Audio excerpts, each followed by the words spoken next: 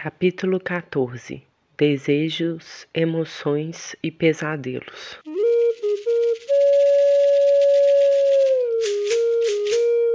A riqueza simbólica dos sonhos históricos muitas vezes camufla enredos simples e viscerais de luta pela sobrevivência.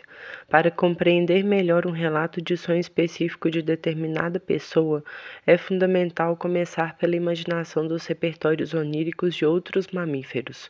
Isso permite distinguir entre os elementos sonhados, quais refletem componentes atávicos e ancestrais, de imensa importância para o indivíduo, ligados à ecologia da vida sob o impiedoso reinado da Mãe Natureza.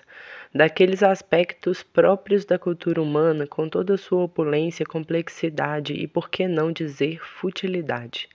Mas como inferir o repertório onírico de outros animais sem incorrer em especulação fantasiosa?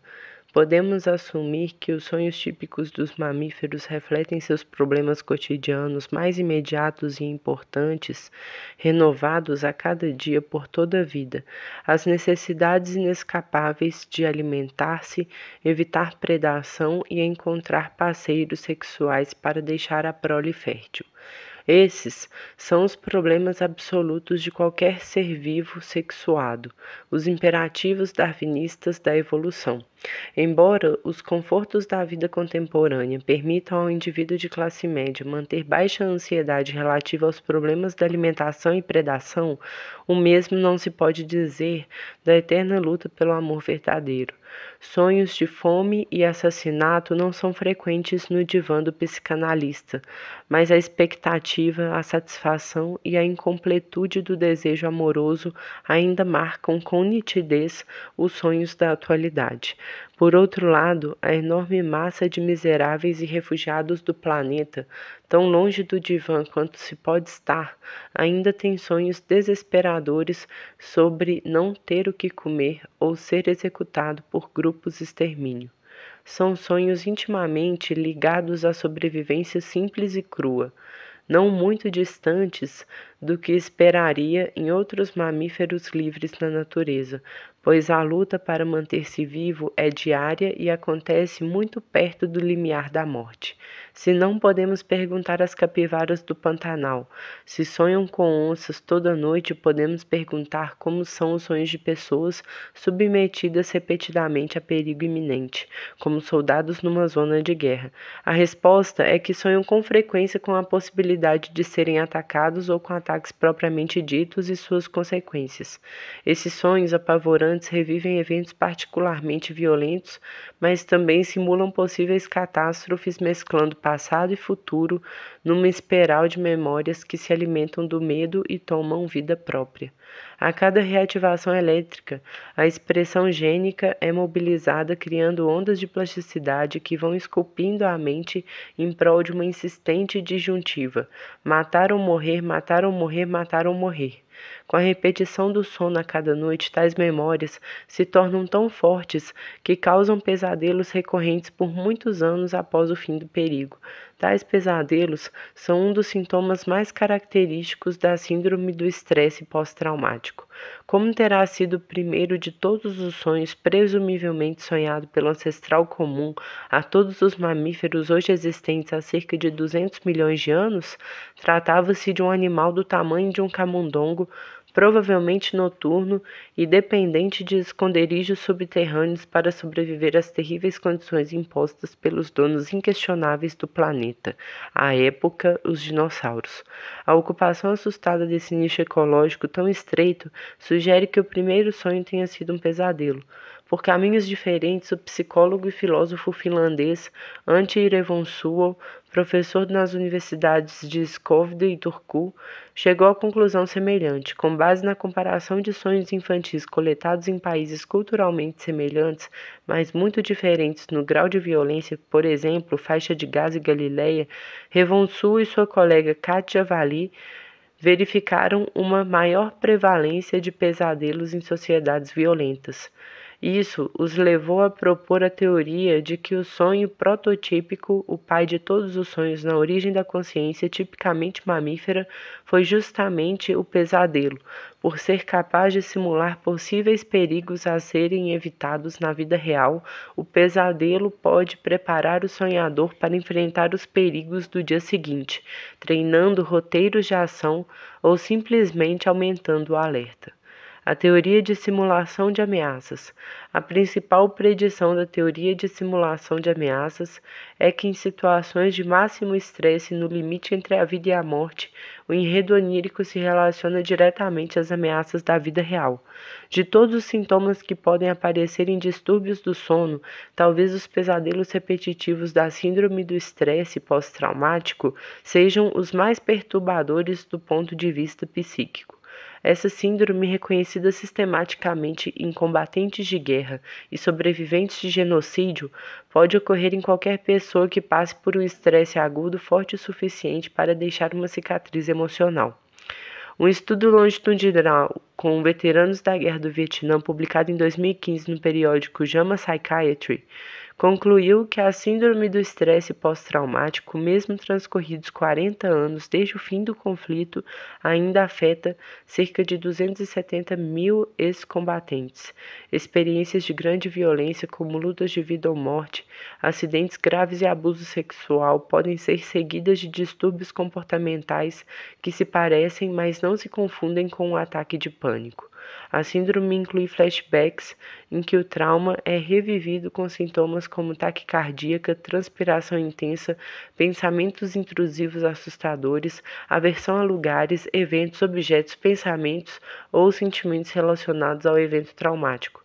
Facilidade de assustar-se, tensão permanente, dificuldade de dormir, explosões de humor, dificuldade de lembrar-se das principais características do evento traumático, prevalência de pensamentos negativos sobre si mesmo ou sobre o mundo, sentimentos de culpa, falta de interesse por atividades prazerosas e, claro, distúrbios do sono REM.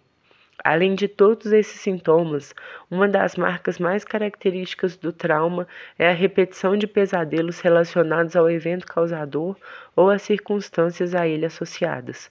Na Baixa Idade Média, há registros de um nobre francês chamado Pierre de Béarn, 1343 a 1419, que passou a sofrer de graves distúrbios do sono depois de um trauma num combate corpo a corpo com um grande urso dos Pirineus. Durante o sono, o homem se agitava, urrava e brandia sua espada ameaçadoramente, sendo por isso abandonado pela família. Hoje, estudos científicos demonstram que veteranos de guerra sonham com eventos traumáticos por décadas a fio, com riqueza e repetição de detalhes. Pessoas submetidas a perseguições, abusos e torturas também apresentam pesadelos repetitivos. O desespero de Dumuzid. Não é por acaso, portanto, que o primeiro sonho registrado na história seja o pesadelo de um homem mítico acossado por assassinos impiedosos. Trata-se de Dumuzid, o pastor quinto rei pré-dinástico da Suméria que teria reinado no período lendário antes do dilúvio, há cerca de 5.000 anos. Diz a tradição que Dumuzid foi o esposo da deusa Inanna, com quem viveu um idílio erótico seguido do trágico desfecho conforme registrado anonimamente em caracteres cuneiformes sobre tábuas de argila antiquíssimas. No início do poema O Sonho de Dumuzid, aos prantos e desesperado, ele chama por sua sábia irmã Gestinana para que interprete a visão assustadora que teve. Um sonho, minha irmã, um sonho. Em meu sonho, juncos estavam se levantando contra mim. Juncos crescendo à minha frente, uma única haste balançava sua cabeça para mim. Juncos gêmeos, um estava separado de mim. Árvores altas na floresta subiam juntas sobre mim. Água foi derramada sobre meu braseiro sagrado. A tampa de minha mantegueira sagrada foi removida. Minha taça sagrada foi derrubada da cavilha de onde pendia. Meu cajado de pastoreio desapareceu. Uma coruja tomou um cordeiro do curral de ovelhas. Um falcão pegou um pardal na cerca de junco. Meus bodes arrastavam suas barbas escuras na poeira por mim. Meus carneiros arranhavam a terra com suas robustas pernas por mim. As mantegueiras estavam deitadas de lado, nenhum leite era servido. Os corpos estavam deitados de lado. Dumuzid estava morto, o curral estava assombrado. No repetitivo estilo dos primeiros textos da humanidade, Gestinana interpreta o sonho como um claro presságio de morte. Meu irmão, seu sonho não é favorável. Não me conte mais nada. Dumuzid, seu sonho não é favorável. Não me conte mais. Os juncos que se levantam contra você, que continuaram crescendo contra você, são bandidos que se levantam contra você em uma emboscada. A haste solitária de junco que balança a cabeça para você é sua mãe que o pariu, balançando a cabeça para você. Os juncos gêmeos, dos quais um estava sendo separado de você, somos você e eu. Um será separado de você. As árvores altas na floresta que se levantam sobre você são os homens malvados que o alcançarão dentro dos muros. A água derramada sobre as brasas sagradas significa que o curral de ovelhas se tornará uma casa de silêncio. Gestinana segue especificando o significado aterrador de cada elemento do sonho, até que percebe a iminência do ataque. O que segue é a mais pura expressão do pânico de quem é caçado. Meu irmão, seus demônios estão vindo para você. Esconda a cabeça na relva. Ele suplica. Minha irmã, vou esconder a cabeça na relva. Não me revele a eles. Vou esconder minha cabeça na relva baixa. Não revele meu paradeiro a eles. Gestinana responde. Se eu revelar seu paradeiro, que seu cão me devore. O cão preto, seu pastor, o cão nobre, seu cão senhorial, que seu cão me devore. A mera descrição dos inimigos de Dumuzid inspira o terror milenar de ser predado por desconhecidos sem nenhum tipo de negociação com paixão. Aqueles que vêm contra o rei não conhecem comida, não sabem beber, não comem farinha, não bebem água vertida, não aceitam presentes agradáveis, não apreciam abraços da esposa, nunca beijam queridas crianças pequenas. 10 homens de 5 cidades diferentes cercam a casa gritando. Homem corre atrás de homem. Na verdade, são demônios que vieram buscar Dumuzid para levá-lo ao inframundo dos mortos. Os demônios tentam subornar Gestinana para revelar o esconderijo de Dumuzid, mas ela se recusa a colaborar. Eles então tentam corromper um amigo do fugitivo, que acaba por traí-lo ao revelar seu paradeiro. Capturado, atado e alvejado, Dumuzid chora e implora pela clemência de seu cunhado Utu, deus do sol, irmão de Inanna, para que transforme suas mãos e pés em patas de gazela e assim possa fugir de seus captores. Utu aceita as lágrimas como oferenda e concede o pedido. Dumuzid foge para outra cidade, mas os demônios novamente o encontram.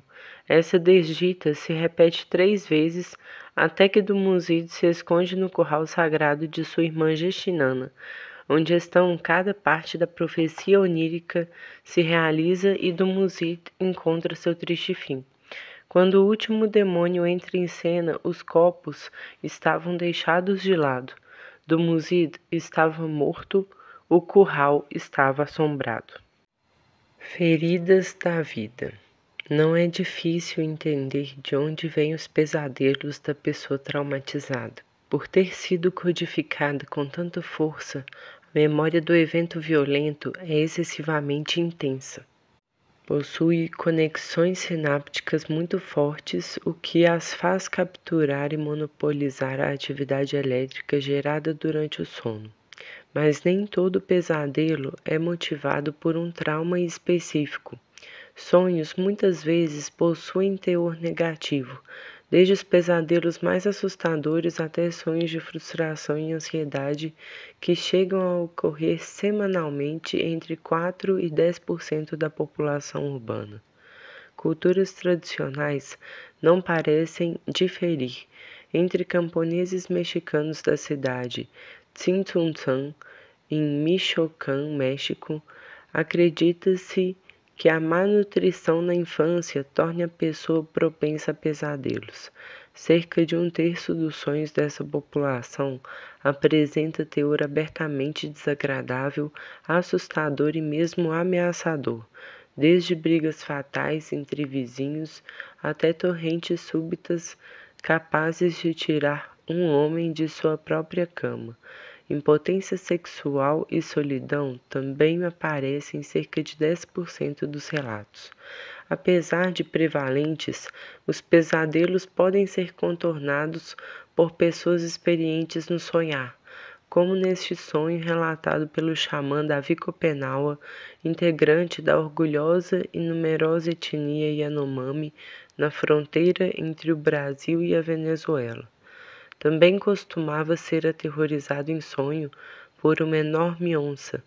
Ela seguia minhas pegadas na floresta e se acercava cada vez mais.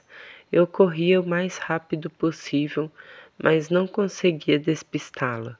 Acabava tropeçando na vegetação emaranhada e caía diante dela, que então pulava sobre mim. Mas bem no instante em que ela ia me comer, eu acordava chorando. Às vezes eu tentava fugir dela, trepando numa árvore, mas ela vinha atrás de mim, subindo pelo tronco com suas garras afiadas. Amedrontado, eu me escondia nos galhos mais altos. Não tinha mais para onde escapar. A única coisa que eu podia fazer para me salvar era me jogar do alto da árvore na qual eu tinha me refugiado. Desesperado, eu agitava os braços no vazio, como asas, e de repente conseguia voar. Planava em círculos bem alto acima na floresta, como um urubu. No final me via de pé, numa outra floresta, noutra margem, e a onça temida não podia mais me alcançar. À medida que o sonho simula a satisfação de desejos e antidesejos, as emoções de almejar, realizar e frustrar-se estão frequentemente sendo reativadas na experiência onírica. Essa constatação psicológica tem respaldo nos estudos de imaginamento funcional durante o sono REM. Nesses experimentos se verificou uma forte ativação da amígdala, região subcortical diretamente envolvida na valoração emocional da interação com o mundo. Isso reforça a noção de que sonho é uma simulação de comportamentos capazes de provocar recompensa ou punição. Um mundo tutorial virtual imaginário, no qual o animal pode testar estratégias essenciais à sua sobrevivência sem correr riscos reais. Na medida em que se aplicam ao futuro indeterminado, trata-se de um oráculo probabilístico. A ideia de que os sonhos são pintados com as cores da emoção provocada pela satisfação ou insatisfação do desejo tem apoio na psicanálise e na neurologia. Por outro lado, os conteúdos oníricos relatados por sujeitos sadios muitas vezes mostram uma surpreendente neutralidade afetiva, mesmo diante de elementos assustadores, grotescos ou bizarros.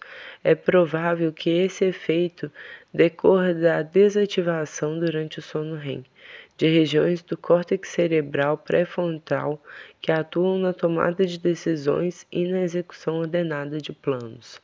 Tal redução causa déficit na memória de trabalho que pode explicar simultaneamente as descontinuidades na composição lógica dos sonhos e o entorpecimento no alarme de incongruências, que na vida real produz reação de ataque ou fuga.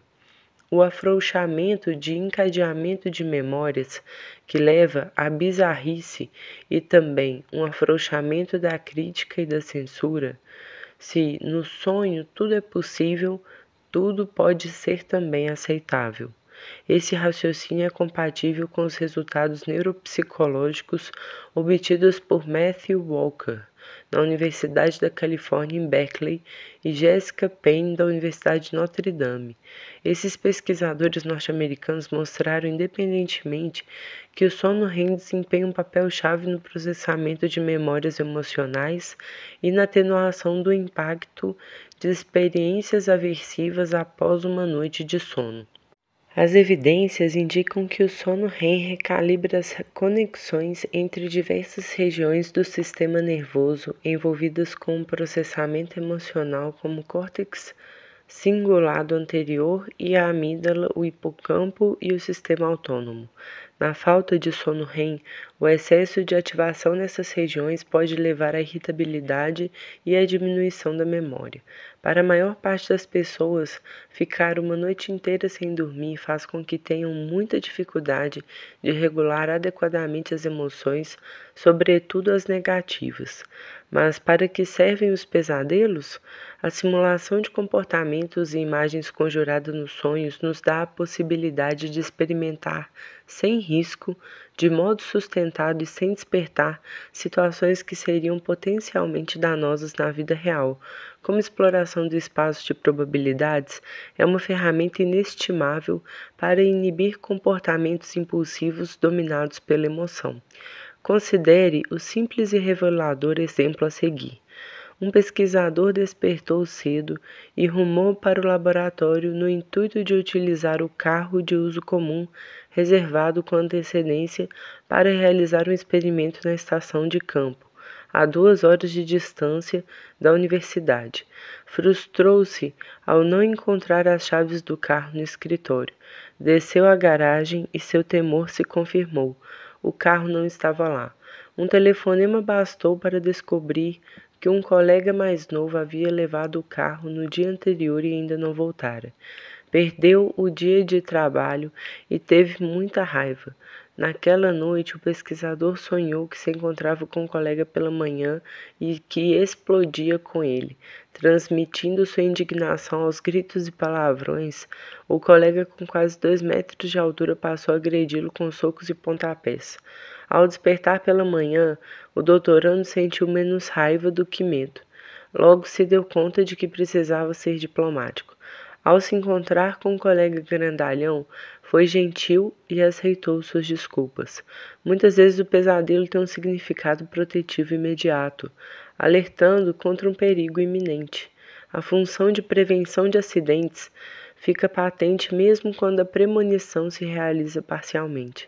Voltando para a casa de uma festa, exatamente um ano depois da morte de uma grande amiga no acidente de carro, uma mulher adormeceu ao volante e sonhou com imagens de batida do carro em baixa velocidade, subindo o meio-fio e colidindo com o muro. Só no dia seguinte notou que o início do sonho realmente aconteceu, pois chegou a subir o meio-fio, mas não bateu o carro no muro. Noutros casos, a quase ocorrência de um acidente grave motiva uma reverberação persistente, motivada pelo temor do que poderia ter acontecido. 2 casais de amigos, cada qual com seu filho pequeno, se hospedaram numa pousada tropical para passar um fim de semana relaxando à beira-mar. Num fim de tarde, brincando na margem de um rio, uma correnteza súbita levou a criança para bem longe. Os pais nadaram furiosamente e conseguiram salvar a criança para alívio de todos. Na noite seguinte ao incidente, um dos pais teve vários pesadelos reiterando o perigo, verdadeiras réplicas da situação.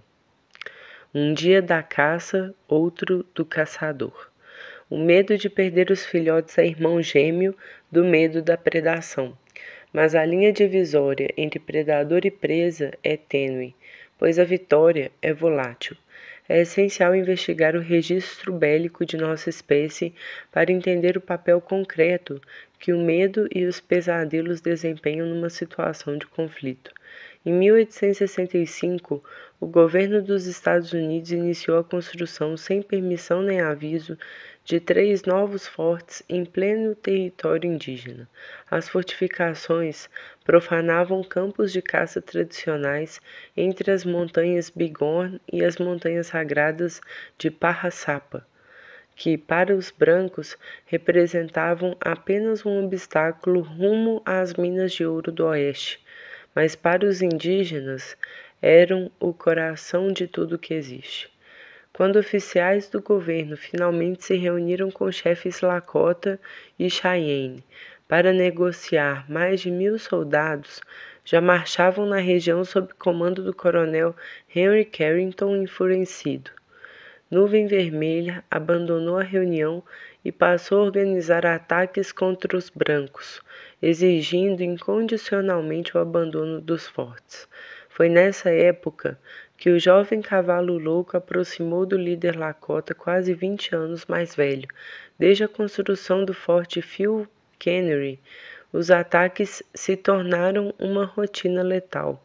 Nem os militares nem os civis estavam preparados para as terríveis condições daquele forte remoto, a 100 quilômetros do apoio militar mais próximo. As construções claustrofóbicas de madeira estavam sempre quentes ou frias demais. Não se podia escapar dos odores nauseabundos. Embora o fluxo de colonos rumando para o oeste fosse constante, o número de soldados diminuía mês a mês devido a baixas em combate, missões de acompanhamento e deserções rumo às montanhas cheias de ouro além do poente. Carrington requisitou reposições de tropas que foram prometidas, mas praticamente não vieram. Com o batalhão dispunha apenas de armas antiquadas, munição escassa e um punhado de bons cavalos, Carrington hesitou em atacar os índios. Entretanto, mesmo escondidos atrás dos altos muros do forte, os soldados sofriam a ira de Nuvem Vermelha. De junho a dezembro, houve 50 ataques com 70 mortos. O cemitério cheio de cruzes começou a transformar os 360 homens do 2º Batalhão do 18º Regimento da Infantaria. Embora as baixas indígenas também fossem altas, o avanço do outono semeou um medo irrefreável nas tropas isoladas. Havia exceções. Em novembro de 1866, chegou ao Forte Phil Kearny o capitão William Judd Fetterman, um veterano da Guerra Civil. Fetterman percebeu a frustração crescente no comando de Carrington e enxergou uma oportunidade de se destacar. Em poucos dias já se mostrava abertamente crítico do superior na roda de uísque, desdenhoso do comandante que se recusava a combater o inimigo. Ansioso por provar sua supremacia em batalha, Fetterman proclamou sua frase que tornaria-se célebre: "Me dê 80 homens e cavalgarei por toda a nação Sioux." Era apoiado em suas bravatas pelo 2º tenente George Grummond, outro jovem veterano da Guerra Civil. Ambos viam a revolta de Nuvem Vermelha como uma chance única de fama rápida e glória perene. Contudo, para as famílias dos soldados e civis, para todos que não queriam ganhar medalhas e também para Carrington, a escalada de violência era motivo de extrema preocupação. Os ataques constantes e os acúmulos de feridos levavam o grupo a decidir que, se o pior viesse a acontecer, se matariam uns aos outros para não cair na mão dos inimigos. Ficou bem registrado para a posteridade o tormento de Frances Grummond, esposa de 19 anos de George Grummond, que havia chegado grávida ao forte. Foram meses de provação, através de péssimas e perigosas estradas, até que finalmente em setembro de 1866 a jovem avistou com alívio a paliçada. Quando o carroção que transportava sua família já se aproximava dos portões, teve que ceder passagem a uma ambulância que transportava o torso de um homem separado de sua cabeça escalpelada. Além do profundo corte de machadinha nas costas, o corpo trazia outras marcas da selvageria. O cadáver fora estripado e fogo havia sido ateado na cavidade abdominal. Naquela noite, Frances entrou em pânico e não conseguiu dormir. O dia amanheceu sob uma grossa camada de neve. Carrington ordenou que 2 colunas saíssem do forte para resgatar um carroção de lenha, fustigado pela guerrilha de Nuvem Vermelha. Ao perseguirem os índios que fugiam, os soldados viram com espanto um bravo de cabelos cacheados desmontar do cavalo para examinar uma pata como se estivesse machucada. Era Cavalo Louco. Calmamente deixou que os soldados se aproximassem. Quando já estavam bem perto, montou e galopou Disparada. Os soldados americanos morderam a isca, abandonaram a formação defensiva, se embrenharam nas escarpas furiosamente. Quando por fim chegaram reforços, verificou-se o desastre. Um tenente empalado no arbusto, um sargento com crânio partido e 5 outros soldados feridos. O terror se espalhou pelo forte quando as colunas regressaram com a notícia. Francis registrou os pesadelos que teve aquela noite, a apreensão da qual parecia estar consciente todo o tempo desde minha chegada ao forte, se aprofundou a partir daquele momento. Nenhum sono veio aos meus olhos cansados, exceto intermitentemente por muitas noites. Mesmo assim, em meus sonhos eu podia ver meu marido cavalgando loucamente, longe de mim, com os índios a persegui-lo. Simulação da realidade. Poucos dias antes, com a chegada dos primeiros flocos de neve, batedores do povo Crow haviam avistado um grande acampamento a 100 quilômetros de distância. Era ninguém menos do que Nuvem Vermelha à frente de uma formidável coalização de 2.000 guerreiros lakotas, Arapahoes e Cheyennes do norte.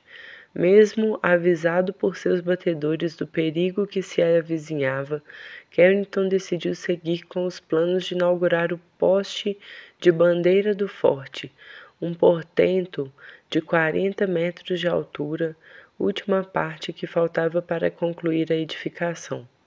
No gramado, em frente à paliçada, os soldados em formação escutaram as cornetas da banda do batalhão, os discursos e uma salva de tiros de canhão que romperam o gélido silêncio ao redor. Carrington ignorava que o acampamento de Nuvem Vermelha se movera para o outro lado da serra, à frente do forte, a poucos quilômetros de distância. Antes retraído, Cavalo Louco agora era a mais eloquente voz a favor do golpe final. Na tarde do dia 20 de dezembro de 1866, um adivinho foi convocado por Nuvem Vermelha para prever o futuro. Quando os soldados matariam na batalha que se avizinhava, após realizar vários galopes rituais com um cobertor sobre a cabeça, o adivinho afirmou ver em seus punhos mais de 100 soldados mortos. Era tudo que Nuvem Vermelha precisava saber. O dia 21 amanheceu com o sol brilhante e o ar seco. Logo cedo, um carroção cheio de soldados saiu do forte para buscar lenha e, como de costume, foi atacado. Pressionado por Fetterman e Grummond, Carrington decidiu enviar um destacamento de 80 homens para dar uma punição exemplar aos indígenas. Já prestes a disparar pelos portões do forte, liderando a tropa, Fetterman recebeu ordens explícitas de seu comandante para não ultrapassar a crista da serra, a fim de manter contato visual contínuo com o forte. O destacamento galopou para fora do forte em busca do conflito. Ao meio-dia, era possível ver os soldados exatamente sobre a crista, perseguindo um grupo de índios que ia e vinha no limite do raio de tiro, provocando e fustigando os americanos. Mas estes detinham seu avanço, hesitando entre cumprir a proibição de Carrington e ceder ao impulso de ensinar uma lição aos selvagens insolentes. Nesse momento surgiu o jovem guerreiro Oglala, de cabelos cacheados e pena de falcão, montado em seu cavalo baio de focinho e patas brancas.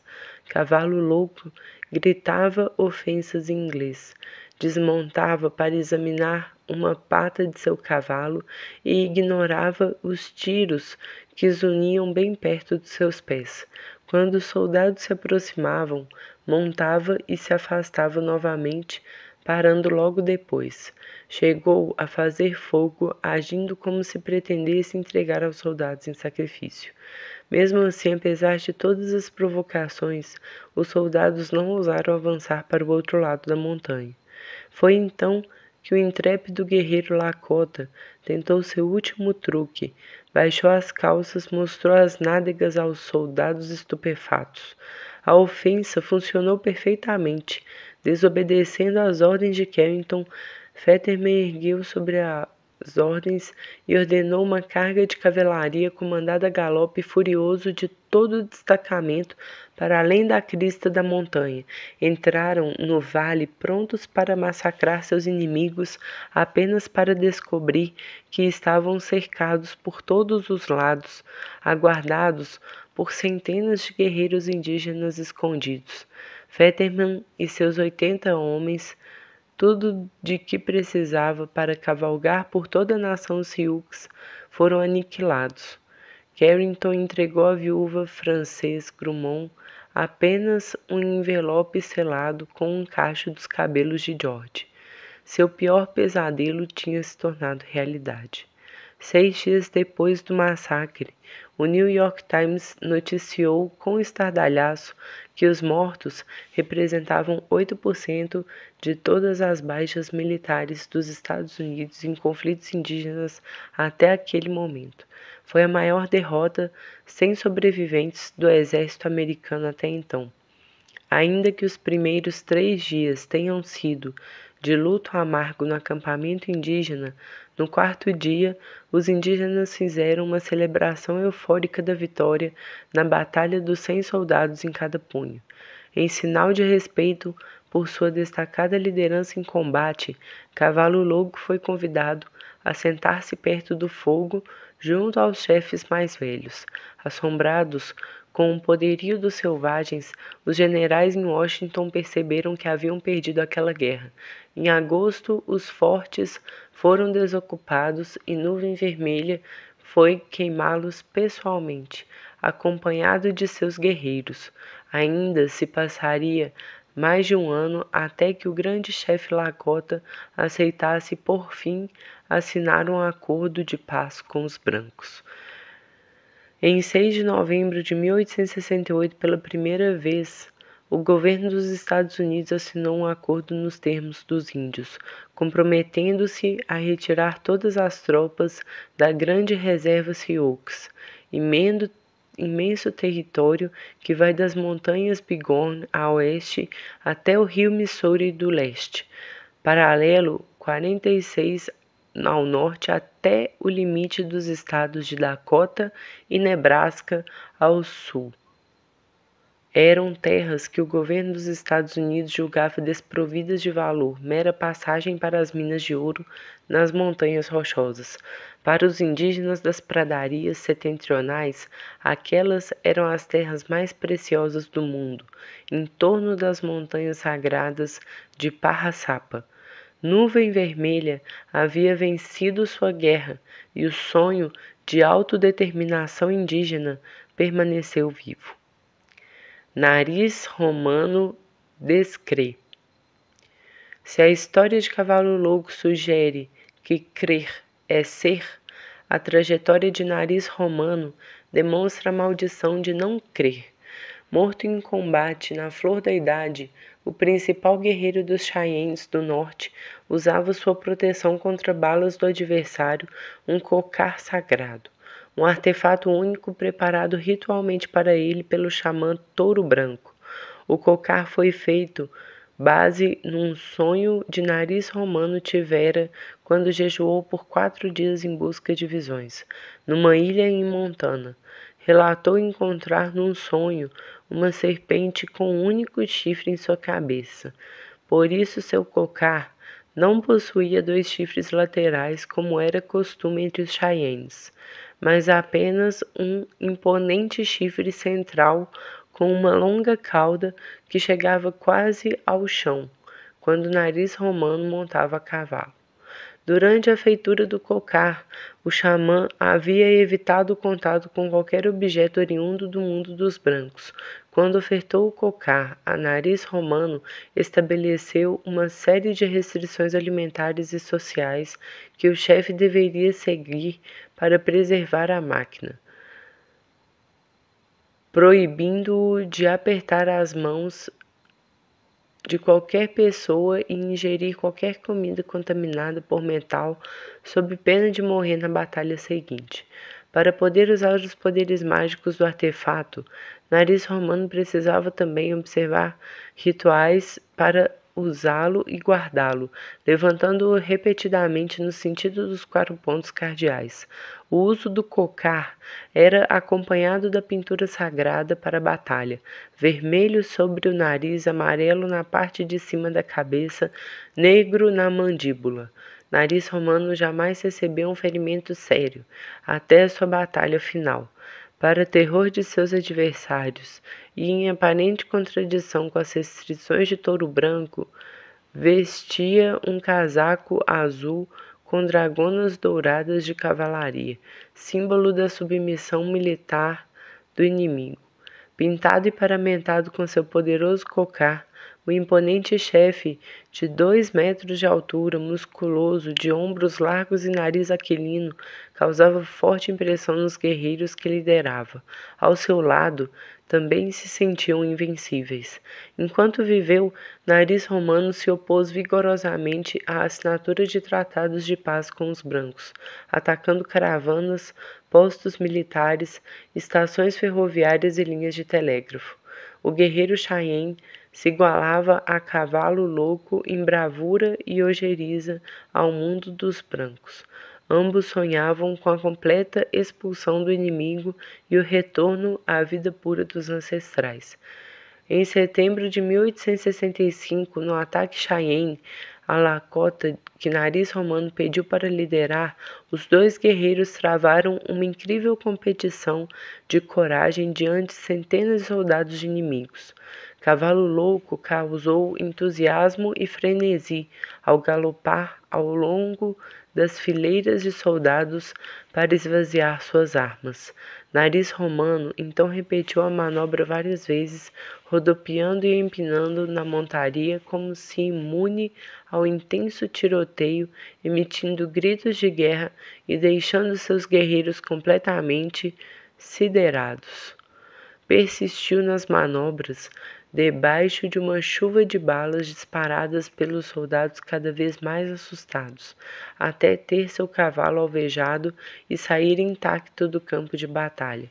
A façanha foi amplamente reconhecida como prova de invulnerabilidade e, portanto, da eficácia do cocar onírico.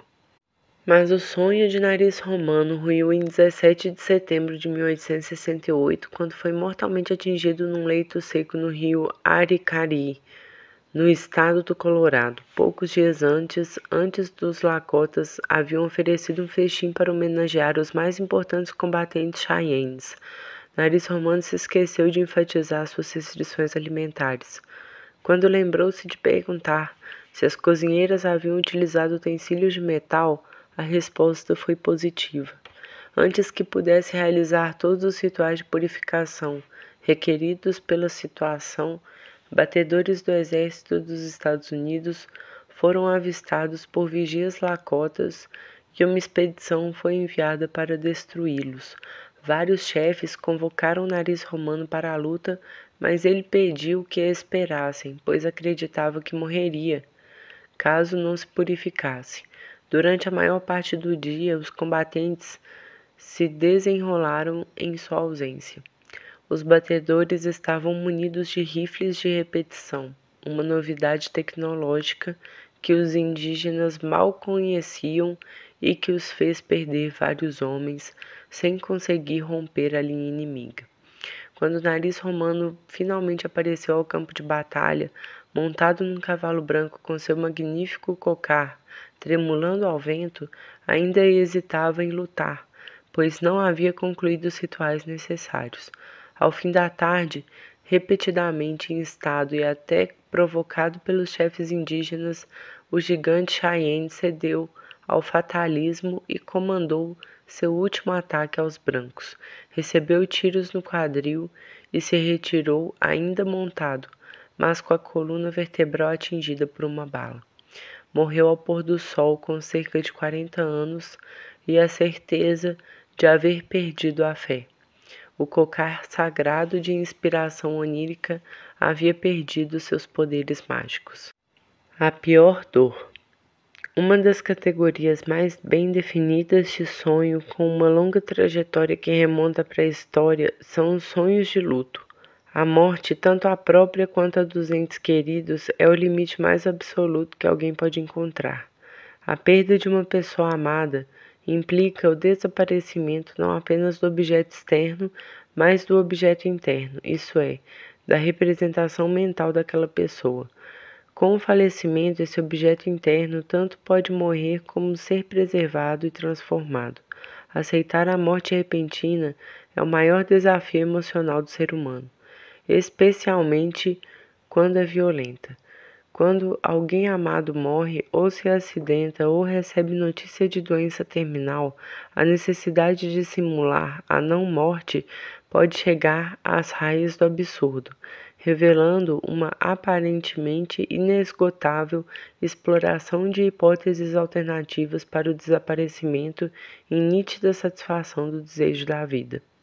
Isso fica bem claro no testemunho de Crimeia Alice Schmidt de Almeida, militante comunista e ex-presa política torturada barbaramente no 7º mês de gravidez durante o regime militar brasileiro. Integrante da Comissão de Familiares de Mortos e Desaparecidos Políticos, Crimeia viu seu marido, André Cambois, pela última vez em 1972, quando deixou a guerrilha do Araguaia para buscar a supervisão médica em São Paulo, por problemas na gestação. Assim como tantos outros, André Grabois nunca foi encontrado. A falta do corpo mantém dolorosamente acesa a chama da esperança revelada na fantasia onírica. Nas palavras de Crimeia, é irracional, mas acontece. Nos sonhos, e se ele ainda não morreu? E se ainda está sendo torturado? E se ele perdeu a memória? São perguntas que torturam. Mesmo quando as relações são mais distantes, a morte evoca sentimentos oníricos de estranhamento e inadequação. Uma senhora de 70 anos leu no jornal notícias sobre um assassinato a facadas e reconheceu entre as vítimas uma colega de trabalho e o marido. Ela não pôde comparecer à missa de 30 dias e pouco depois sonhou que ia ao velório e encontrava uma festa com doces. O marido da colega havia morrido, mas ela seguia viva, sorridente e elegante. Aos poucos a sonhadora foi se dando conta que ninguém mais no velório podia ser vítima ressuscitada, apenas ela. Perguntou diretamente à colega o que estava havendo e esta desconversou. Disse que estava aposentada. Os sonhos simulam as possibilidades presentes no contexto de um desejo dominante. Diante de fatos irreversíveis como a morte, o desejo atua no sonho como força condutora da reverberação elétrica de memórias, chegando a inverter a realidade para satisfazer-se na simulação de uma realidade impossível, quando muda completamente o sentido dos fatos, revivendo pessoas mortas ou relacionamentos encerrados. O sonho produz uma reação de grande decepção no momento do despertar, pois a morte ou a separação são reais e a ressuscitação em sonho faz com que seja necessário aceitar de novo a morte. Isso provavelmente funciona como uma punição de rede neural que foi ativada durante o sonho bom, diminuindo sua probabilidade de ocorrência no futuro. Por essa razão, o sonho de satisfação do desejo cujo objeto é o próprio objeto perdido é típico apenas das fases iniciais do luto. O fim do luto. É comum que as pessoas mais próximas de alguém que morreu não consigam sonhar com ela por dias, meses e até anos. O desaparecimento do objeto externo da representação causa enorme desarranjo no mundo mental dos familiares e amigos mais próximos, levando muitas vezes a uma supressão consciente ou repressão inconsciente das memórias associadas ao ente perdido. Mas aquilo que foi reprimido acaba por retornar. À medida que o processo avança, os sonhos com os falecidos, sejam reais ou simbólicos, dão às pessoas viúvas ou separadas a oportunidade de uma despedida ou de um acerto de contas. No documentário Jogo de Cena, do cineasta brasileiro Eduardo Coutinho, entre 1933 e 2014, uma mãe conta ter deixado um luto de 5 anos pelo filho assassinado por causa de um sonho que ele apareceu e lhe disse para ser feliz, pois ele agora é um anjo. O fim do luto da mãe se explica pelo prazer que ela sentiu ao despertar, que deve ser reforçado positivamente o circuito neural que associou o símbolo de anjo ao filho morto. O sonho, de conteúdo extremamente positivo, não colidiu com a realidade no momento do despertar, pois não negou a morte, e sim a sublimou numa fantasia irrefutável. O novo circuito neural, fortalecido pelo sonho bom, se instaurou como uma representação mais forte e passou a dominar o fluxo de consciência. Aquilo que antes era só ruminação intrusiva e recorrente de pensamentos horríveis relacionados ao assassinato do filho, agora tinha a chance de desembocar na conclusão benigna de que o filho seguia alegre, imortal e infinitamente bom. Uma conversão de morto para algo divino, não muito diferente da deificação de pessoas falecidas que ocorreu durante toda a antiguidade e ocorre ainda hoje em sociedades de caçadores e coletores. Mas nem sempre a interpretação se é redentora domina o enredo do sonho. Memórias negativas intensas funcionam como atratores de atividades elétricas, reiterando a ruminação traumática, cavando mais profundamente a cada pesadelo. O medo de ter pesadelos causa pesadelos.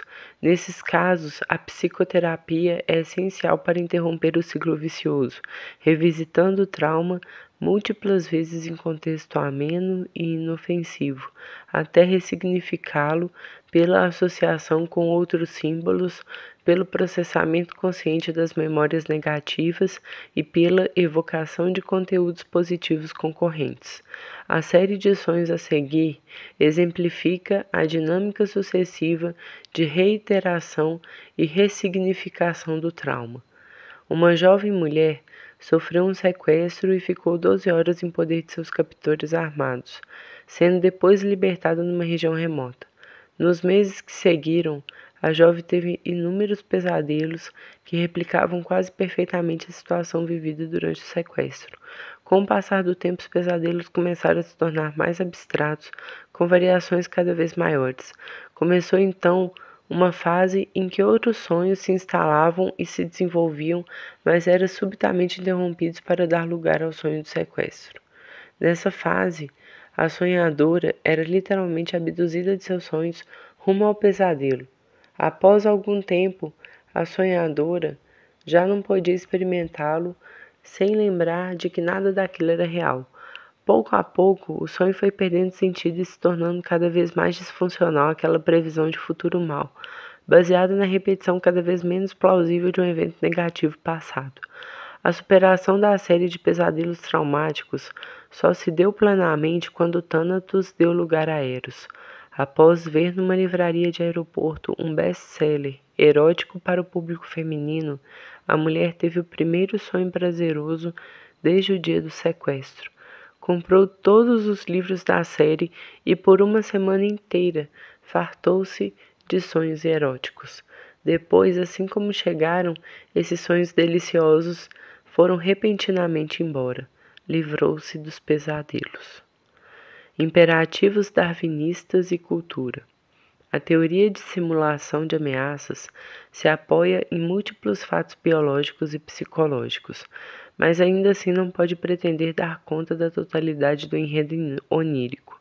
A diversidade do sonho exige ampliar seu escopo para incluir também o lado positivo da motivação, feito de apetite, recompensas e prazer. Por lógica estrita, o pesadelo do predador é sonho gozoso da presa, e vice-versa. Na savana, leoas, zebras devem sonhar enredos quase idênticos, corridas desabaladas e desesperadas com saltos e chutes para trás, sangue, suor, dentes quebrados, gargantas laceradas e mais sangue, carne, gordura e ossos. sonhos de conteúdos idênticos, mas com afetos invertidos e objetos trocados. A taxa de sucesso dos grandes predadores é normalmente inferior a 20%. Quando a zebra consegue escapar, o que acontece frequentemente, leoas exaustas e famintas devem ter pesadelos com cascos, listras e inanição. Livre na natureza, diante de presas e predadores, o enredo onírico típico dos humanos corresponde ao repertório de preocupações de qualquer outro animal nas mesmas condições: matar para comer, sobreviver e procriar. Mas os sonhos da espécie humana na civilização refletem muito mais que os imperativos darwinistas. É seguro afirmar que nosso repertório onírico se diversificou à medida que o aperfeiçoamento da linguagem das ferramentas e dos saberes aumentou a distância diária da morte. Enredos violentos e apetites ferozes provavelmente dominaram os sonhos de nossos ancestrais até o desenvolvimento da pecuária e da agricultura, que possibilitaram pela primeira vez a abundância estável de alimentos. Nos últimos 10.000 anos, foram criadas as tecnologias que nos permitiram conhecer a segurança alimentar. Pesadelos de fome se tornaram menos frequentes, mas nunca deixaram de ocorrer, pois a desnutrição persiste até hoje entre os mais pobres. Além disso, guerras e perseguições marcaram todo o desenvolvimento da civilização. O sonho de Dumuzid exprime um pavor ancestral da civilização, a revolta de homens malvados e famintos, capazes de perseguir uma pessoa implacavelmente, obrigando-a a se esconder como um bicho até executá-la, friamente. Não há de ser muito diferente do medo que move os indígenas mundurucus em sua luta de resistência contra a construção de barragens no rio Tapajós ou nos Jurunas. Outrora, o povo mais numeroso na região do rio Xingu, quase completamente dizimado por seringueiros no século XIX, que denunciam os impactos da hidrelétrica de Belo Monte, mega barragem, cuja construção assodada devastou enorme área da floresta amazônica e desalojou mais de 20.000 pessoas. Medo ainda maior porque acreditam que o sonho é uma extroversão involuntária para um mundo onírico tão concreto e até mais perigoso que o mundo experimentado na vigília. A íntima associação ameríndia entre sonho, metamorfose e morte tem a ver com essa crença. A multiplicidade dos pequenos desejos. Ainda que o pesadelo arcaico da presa desesperada diante de predadores letais descreva o cotidiano de tantas minorias e populações periféricas em todo o globo, com destaque para os refugiados de guerra, é inegável que a urbanização posterior à invenção da agricultura, que deu a nossos ancestrais a segurança de abrigos para passar a noite, com lares murados e guardados por vigias armados, possibilitou a diminuição da violência. Ao arrefecer o medo cotidiano da morte, aumentou o espaço mental e a disponibilidade emocional para sonhar e criar. Os enredos oníricos se complexificaram em paralelo com a cultura. Já não sonhamos corriqueiramente com leoas a nos perseguir, mas os desafios da vida real que se fazem iminentes e relevantes surgem com nitidez no panorama onírico. Como vimos, um tipo de sonho bastante frequente, descendente remoto dos sonhos de caçadas paleolíticas, diz respeito à realização de provas acadêmicas no futuro próximo. Muitas vezes, esses sonhos apenas emulam o medo de que algo dê errado e a prova não possa ser feita. Sonha-se com a caneta estourada, atraso para chegar ao local de aplicação da prova, a falta de roupas para o exame e até mesmo com o completo esquecimento da matéria no momento do teste. Mas também existem sonhos especificamente relacionados à execução do teste. Em todo o mundo, estudantes sonham com o Teorema de Pitágoras, com a herança genética de Mendel e com a tabela periódica de Mendeleev. A marcação com bastante antecedência de provas altamente estressantes pode revelar uma faceta curiosa dos sonhos: a programação prévia e inconsciente para um desafio específico. Uma estudante de doutorado havia agendado com bastante antecedência sua defesa de tese, mas a remarcou para alguns meses depois. Na noite subsequente à data originalmente prevista para a defesa, teve um longo e intenso pesadelo em que apresentava sua pesquisa sem, no entanto, sentir-se preparada. Foi como se o sonho expressasse o programa deflagrado há tempos, encenando e atualizando o desafio futuro. Se é verdade que algumas tentativas de explicar os sonhos conflitam com fatos de introspecção, como a teoria de Crick e Mitchell sobre a aleatoriedade dos sonhos, outras tentativas muitas vezes se perdem em perspectivas injustificadamente antropocêntricas ou etnocêntricas. O filósofo norte-americano Owen Flanagan, por exemplo, alcançou notoriedade ao descrever que os sonhos não podem ter nenhuma função adaptativa, pois ele, Flanagan, jamais tivera um sonho que o ajudasse a resolver algum problema da vida real. É bastante provável que a vida de um professor titular da Universidade Duke, imersa em privilégio e livre de estressores maiores, não seja a melhor candidata a revelar as primitivas funções oníricas. Com base na monotonia de seus próprios sonhos, o anti-freudiano Flanagan concluiu que o sonho é desprovido de sentido ou função. Os sonhos são um subproduto do sono.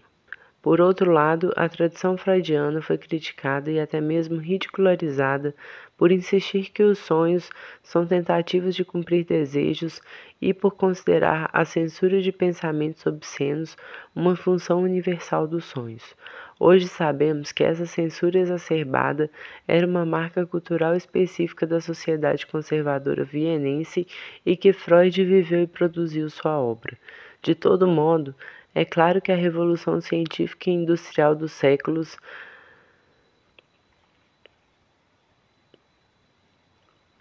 XIX relativizou enormemente os principais problemas humanos, sobretudo para as classes média e alta. No século XX, o aumento do tempo livre somou-se ao aparecimento do cinema e televisão, o que provocou uma explosão combinatorial dos enredos oníricos possíveis. Se a onça do Pantanal sonha 1000 modos diferentes de abater a capivara, ainda assim são todos sonhos de caça, muito semelhantes entre si. Conosco não. As múltiplas necessidades da espécie humana criaram condições para que os sonhos se tornassem coleções desordenadas de imagens, colchas de retalhos de quereres.